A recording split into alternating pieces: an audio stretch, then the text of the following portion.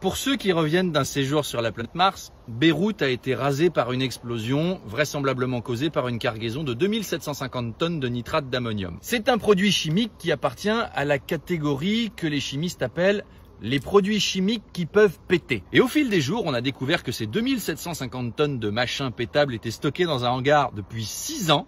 Comment c'est possible? Eh ben, accrochez-vous à vos slips parce que des scénarios comme ça, même à Hollywood, ils en ont pas, c'est tout bonnement hallucinant. Moteur. Au départ, c'est une société de Géorgie qui décide de vendre à une société du Mozambique ces 2750 tonnes de nitrate d'ammonium. Bon, pour transporter une marchandise qui peut exploser, vous et moi, on ferait appel à un transporteur sûr. On appelle les déménageurs bretons, quelque chose comme ça. On va pas faire... pas mal pour ma cargaison de plutonium. Et eux, si, ils préfèrent un transporteur pas cher et ils font appel à un homme d'affaires ukrainien véreux qui possède un bateau pourri. Normalement, un bateau pourri, ça prend pas la mer. Mais il y a une vingtaine de pays qui donnent des autorisations à ce genre de rafio merdique en échange d'un peu de pognon. Ça s'appelle des pavillons de complaisance. Si tu vas voir la Moldavie par exemple en leur disant est-ce que ce navire merdique qui est là, je peux te dire qu'il est immatriculé chez vous? Eux ils vont faire pas de problème, de toute façon nous on s'en bat les steaks, on n'a pas la mer. Et voilà, on a une passoire moldave possédée par un charlatan ukrainien qui trimballe une cargaison dangereuse pour le compte de Géorgiens et de Mozambicains, et tout ce beau monde croise les doigts en espérant que ça se passera bien, parce que sinon ça coûtera cher. Le bateau s'arrête à Beyrouth pour récupérer une cargaison supplémentaire. Les Libanais, ils voient ça, ils hallucinent. Ce truc-là, c'est pas aux normes, hein. Il y a des trous, c'est rouillé, ma grand-mère s'en servirait même pas pour égoutter des nouilles. Non, vous me dégagez votre cargaison, vous me la remettez sur un machin aux normes, hein. Sauf que l'Ukrainien, non. Prendre un navire aux normes, ça va lui coûter plus cher que tout. Donc il décide d'abandonner le bateau avec la cargaison et l'équipage. Et donc l'équipage, à cet instant, ça devient des migrants illégaux. Donc le Liban leur interdit de débarquer et ils restent coincés sur leur poubelle des mers pendant 1 an. 1 an. Les agents du port de Beyrouth les prennent un peu en pitié, ils leur filent à bouffer, etc. Et au bout d'1 an de micmac juridique, ils sont enfin autorisés à repartir, mais le bateau, il reste. Les Libanais finissent par décharger la cargaison. Le bateau, lui, il était tellement pourri, il coule. Et il stocke les 2700 tonnes et quelques de produits qui peut péter dans un hangar.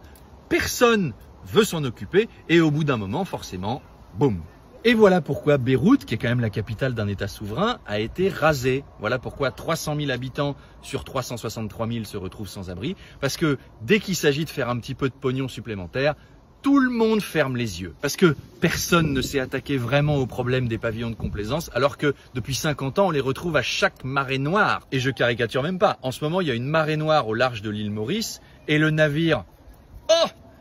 Comme c'est surprenant, ils naviguent sous pavillon de complaisance panaméens, qui sont un peu les champions olympiques en la matière. Bureau des immatriculations du Panama, bonjour. Oui monsieur, je vois votre bateau, oui. Non, pour moi ça va. 70% de la marine marchande navigue sous pavillon de complaisance sur des bateaux qui respectent pas les normes environnementales, sociales ou de sécurité les plus élémentaires. Dans le bateau de l'Ukrainien, il y avait des voies d'eau, quoi. C'est quand même pas un détail. Il y avait des voies d'eau dans un bateau, c'est quand même chiant. Alors la France, elle a bien vu le problème. Et elle s'est dit... 70% du commerce mondial se fait comme ça. Mais si on lutte contre le problème, tout ce qu'on va faire... c'est sauver des poissons. Non, le monde économique nous challenge, alors répondons-lui, soyons proactifs, on n'est pas plus con que les autres, un pavillon de complaisance, on peut en créer un nous aussi.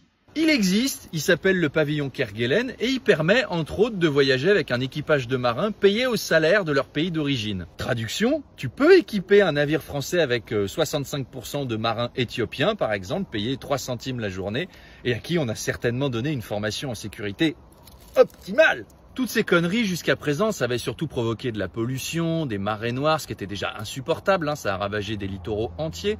Maintenant, on en est à ce que ça rase des villes.